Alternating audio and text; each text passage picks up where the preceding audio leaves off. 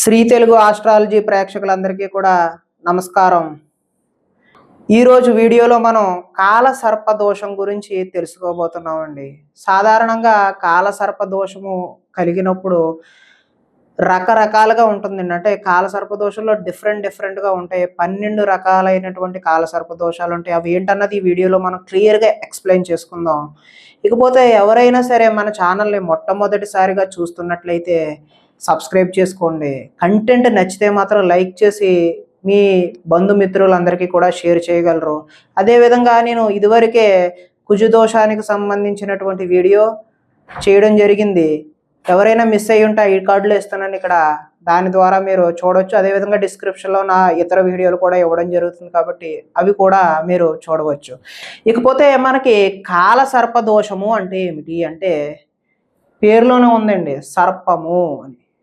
అర్థమైంది కదండి. మనకి నవగ్రహాలలో సర్పాకారమైనటువంటి గ్రహాలు ఏవండి చాలా మందికి తెలిసే ఉంటుంది. సర్పాకారమైనటువంటి గ్రహాలు రాహువు మరియు అదేవిధంగా కేతువు. ఈ రాహువు అదేవిధంగా కేతువు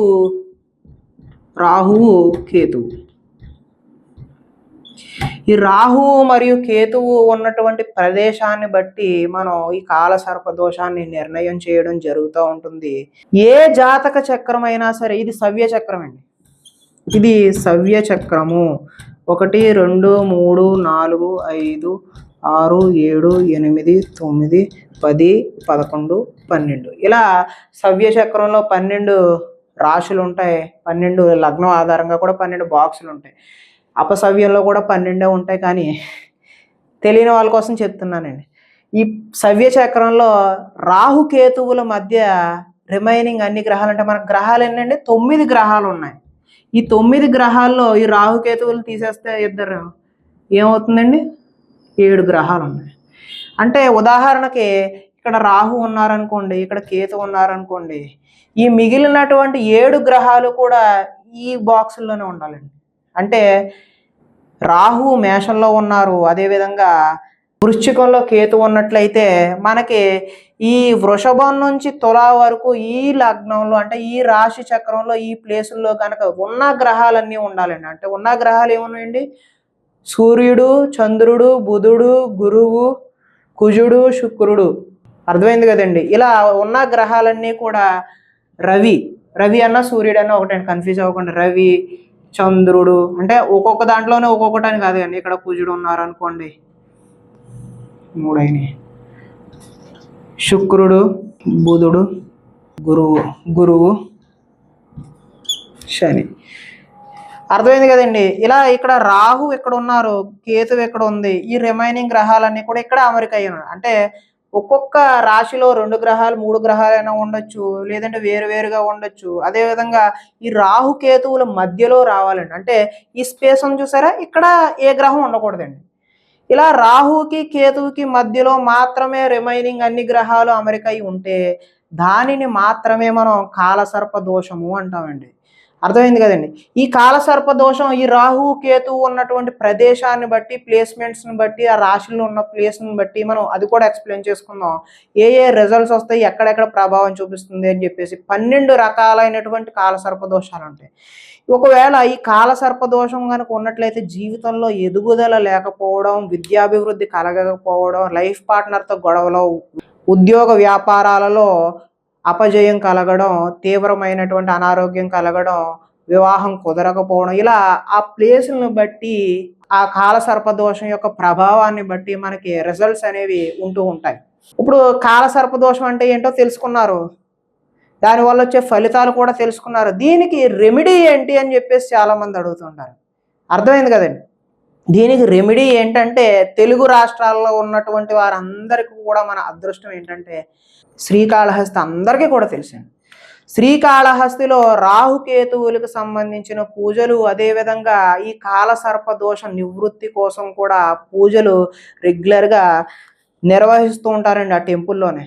చాలా అదృష్టం అండి మనకి తెలుగు రాష్ట్రాల్లో అవైలబుల్గా మనకి శ్రీకాళహస్తిలో ఎవరైతే కాలసర్ప దోషానికి బాధితులై ఉన్నారో, కాలసర్ప దోషం యొక్క ప్రభావం మన మీద ఉందో ఆ జాతకులు శ్రీకాళహస్తిలో గనక కాలసర్ప దోషానికి సంబంధించినటువంటి శాంతి పూజ నిర్వహించుకున్నట్లయితే 100% 100కి 100 పాళ్ళు కూడా రెమెడీ జరిగిపోయినట్లే. కొంతమంది చెప్తూ ఉంటారు ఆస్ట్రాలజర్స్, కొంతమంది, అందరినీ కాదండి, అందరినీ తప్పు పట్టకూడదు. బ్రహ్మాండమైనటువంటి వారు, మంచి పేరు ఉన్నటువంటి వారు, మంచి జ్ఞానం ఉన్నటువంటి వారు ఉన్నారు.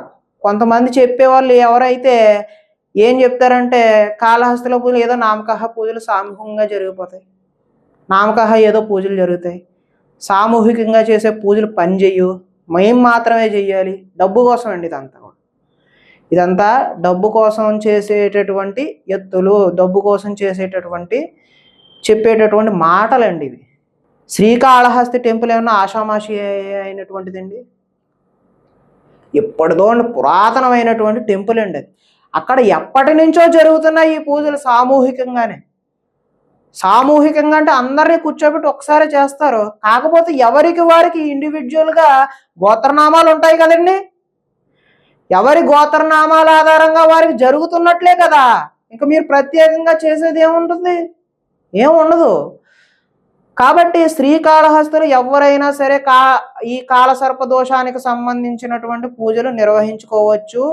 ఇకపోతే అక్కడికి కూడా మేము వెళ్ళలేము, చేయలేము అనుకున్నటువంటి వారు మీకు అందుబాటులో ఉన్న పురోహితుల ద్వారా కానీ ఈ రెమెడీలు అనేవి చేయించుకోవచ్చు. రాహుకేతులకు సంబంధించినటువంటి పూజలు, జపము, అదేవిధంగా హోమాది కార్యక్రమాలు కూడా నిర్వహించుకోవచ్చు. దాంట్లో తప్పేమీ కాదు.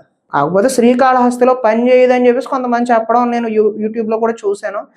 దాని గురించి నేను చెప్పడం జరుగుతుంది, అంతే తప్పితే వేరే ఏమి కాదు. అన్యత భావించవద్దు, ఎవరిని కూడా వ్యక్తిగతంగా అనేది కూడా కాదండి ఇది. అలా భావించవద్దండి ఎవరు కూడా.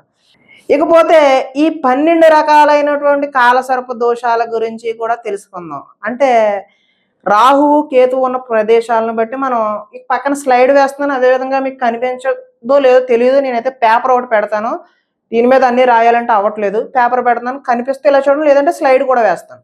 12 రకాలైనటువంటి కాలసర్ప దోషాలు ఉన్నాయండి.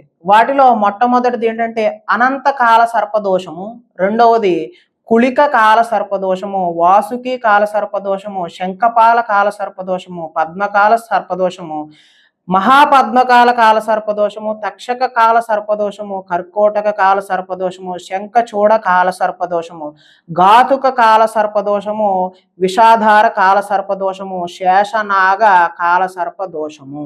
ఇలా 12 రకాలైనటువంటి కాలసర్ప దోషాలు ఉన్నాయి. ఈ 12 పేర్లు కూడా చాలా మందికి ఆల్రెడీ ఐడియా ఉండే ఉంటుంది. ఈ 12 పేర్లు కూడా సర్పాలకు సంబంధించినటువంటి పేర్లండి.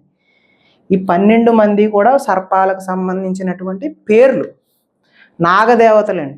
కాబట్టి ఎవరైనా సరే ఈ నాగదేవతలకు సంబంధించిన ఆరాధన చేయడం, అదేవిధంగా సుబ్రహ్మణ్యేశ్వర స్వామి వారి ఆరాధన చేయడం, మంగళవారం సుబ్రహ్మణ్యేశ్వర స్వామిని దర్శించుకోవడం కానీ, లేదంటే సుబ్రహ్మణ్యేశ్వర స్వామికి అభిషేకం చేయడం కానీ, ఇలాంటి కార్యక్రమాలు చేసినా కూడా మీకు కాలసర్ప దోషం యొక్క ప్రభావం కూడా తగ్గుతుంది, నశించడం కానీ తగ్గుతుంది. మనం ఏ రెమెడీ చేసినా కూడా మనకి ప్రభావాన్ని తగ్గించగలుగుతాం తప్పితే నుదుటి రాతని, జన్మ జాతకాన్ని మనం మార్చలేము. వాటి యొక్క ప్రభావాన్ని, తీవ్రతని తగ్గించుకోగలం. అప్పుడు ఆ కాలంలో మనకి ఇది జరుగుతుంది అని ఉందనుకోండి, అది జరిగి తీరుతుంది. ఆ టైంలో మనం అలర్ట్గా ఉండొచ్చు. ఉదాహరణకి మనకి వంట మనిషి రాలేదనుకోండి, మీ ఇంట్లో వంట ఆవిడ ఉందనుకోండి, వంట మనిషి రోజు 12ంటికి వస్తుంది, వంట చేస్తుంది, మీరే 1 గంటకల్లా కంప్లీట్ చేస్తుంది, భోజనం అప్పుడు కంప్లీట్ చేస్తారని అనుకుందాం. సడన్గా ఆ రోజు వంట మనిషి రాలేదు, ఫోన్ చేయలేదు, 1 గంట వరకు చూస్తారు, 2 వరకు చూస్తారు, రాలేదు. ఆ తర్వాత మీరు ఆకలితో ఉండి వంట మనిషి రెస్పాండ్ అవ్వకపోతే ఆ స్విగ్గీయో, జొమాటో, లేదా అప్పుడు మీరే వండుకోవడమో ఏదో చేస్తారు. అంటే సడన్గా జరిగిపోయింది ఇది.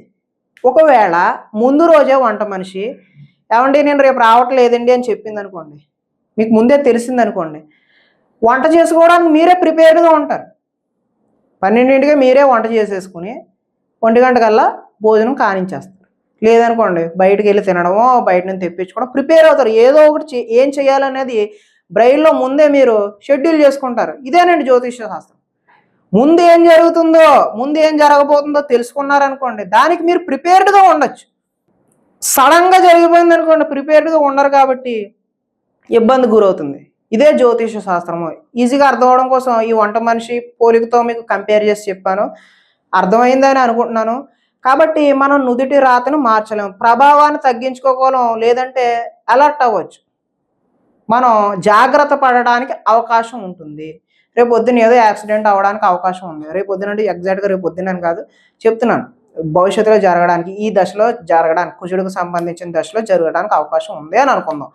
అలాంటప్పుడు అలర్ట్ అవ్వచ్చు, వాహన ప్రమాదం అవడానికి అవకాశం ఉంది. కాబట్టి దానికి సంబంధించిన రెమెడీలు అది చేసుకుని జాగ్రత్తగా మసులుకుంటూ తిరుగుతాం. సెల్ఫ్ డ్రైవింగ్స్ అది మానేసి కొంచెం ప్రభావం అయితే తగ్గుతుంది.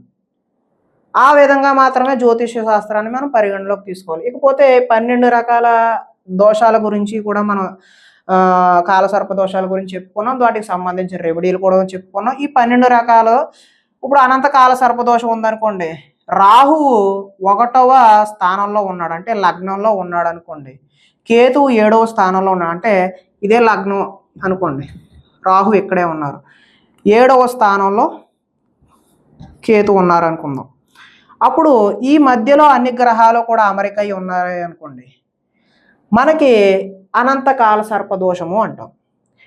దానివల్ల జరిగేటటువంటి ఇబ్బంది ఏంటంటే ఆరోగ్యము, వివాహము, భాగస్వామ్యము. అంటే ఆరోగ్యం ఇబ్బంది కలగవచ్చును, వివాహం ఆలస్యం కావచ్చు, వివాహం జరగకపోను వచ్చును.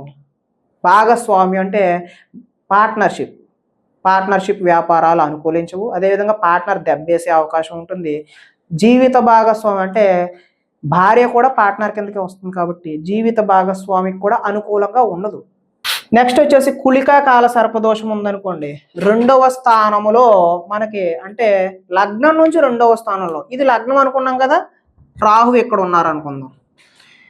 తర్వాత కేతు వచ్చేసి 8వ స్థానంలో ఇక్కడే ఉన్నారు అనుకుందాం. ఇక్కడ ఈ మధ్యలో ఉన్న గ్రహాలన్నీ కూడా అమరిక జరిగి ఉన్నాయి అనుకోండి, దానిని మనం కులికా కాల సర్పదోషము అంటాం. అప్పుడు ఏం జరుగుతుందంటే ధనము, అదేవిధంగా కుటుంబము, వారసత్వము, ఆయుర్దాయం మీద ప్రభావం చూపుతుంది. అంటే ధనానికి సంబంధించి ఫైనాన్షియల్ స్ట్రగుల్స్ అనేవి వస్తూ ఉంటాయి.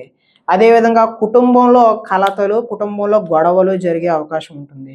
వారసత్వం అంటే వారసత్వానికి సంబంధించి అంటే సంతానం కలగకపోవడం, సంతానం లేట్ అవ్వడం, లేదంటే వారసత్వంగా వచ్చేటటువంటి ఆస్తులు ఏవైనా రాకపో, ఆ ఆస్తులకు సంబంధించి ఇబ్బందులు కలగడం. అదేవిధంగా ఆయుర్దాయము అంటే లైఫ్ థ్రెట్ కూడా ఉంటుంది, ఆయువు క్షీణించడము అంటే లైఫ్ స్పాన్ తగ్గిపోవడం, అదేవిధంగా ప్రమాదాలు కూడా జరిగే అవకాశం ఉంది. నెక్స్ట్ వచ్చేసి 3వది వాసుకి కాల సర్పదోషం ఉందనుకోండి, లగ్నం నుంచి 3వ స్థానంలో రాహు ఉన్నప్పుడు 9వ స్థానంలో కేతు ఉన్నారనుకోండి, ధైర్యము, సోదరులు, తండ్రి, అదృష్టము, ఉన్నత విద్య మీద ప్రభావం చూపుతుంది. ఈ విధంగా మీకు పక్కన వేసాను కదండి, వీడియో లెంత్ పెరగకూడదని చెప్పేసి బ్రీఫ్గా చెప్తున్నాను, స్పీడ్గా చూసుకోండి. నెక్స్ట్ శంఖపాల కాల సర్పదోషం ఉందనుకోండి, 4వ స్థానంలో రాహు ఉన్నప్పుడు, 10వ స్థానంలో కేతు ఉన్నప్పుడు తల్లి, సౌఖ్యము, ఇల్లు, వృత్తి, ఉద్యోగం మీద ప్రభావం చూపుతుంది.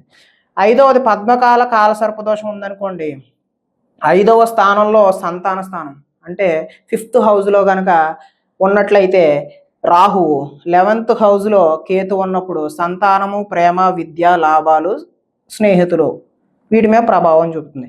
నెక్స్ట్ పద్మకాల కాల సర్పదోషం ఉందనుకోండి, 6వ స్థానంలో శత్రుస్థానం అండి.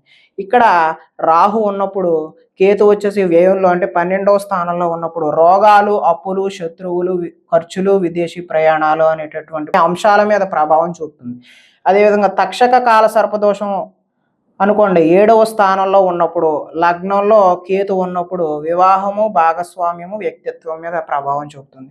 నెక్స్ట్ కర్కోటక కాల సర్పదోషం ఉందనుకోండి, 8వ స్థానం అంటే ఆయుస్థానం, 8వ స్థానంలో రాహు ఉన్నప్పుడు, 2వ స్థానంలో ధనస్థానంలో కేతు ఉన్నప్పుడు ఆయుర్దాయము, ఆకస్మిక ధనము, అదేవిధంగా కుటుంబం మీద ప్రభావం చూపుతుంది. నెక్స్ట్ శంఖచూడ కాల సర్పదోషం ఉందనుకోండి, 9వ స్థానం భాగ్యస్థానం అంటామండి, అక్కడ రాహు ఉన్నప్పుడు, 3వ స్థానంలో కేతు ఉన్నప్పుడు అదృష్టము, తండ్రి, అదేవిధంగా ఆధ్యాత్మిక చింతన, సోదరుల మీద ప్రభావం చూపుతుంది. నెక్స్ట్ ఘాతుక కాల సర్పదోషం ఉందనుకోండి, 10వ స్థానంలో కర్మస్థానం అండి, కర్మ ఫలితాలు.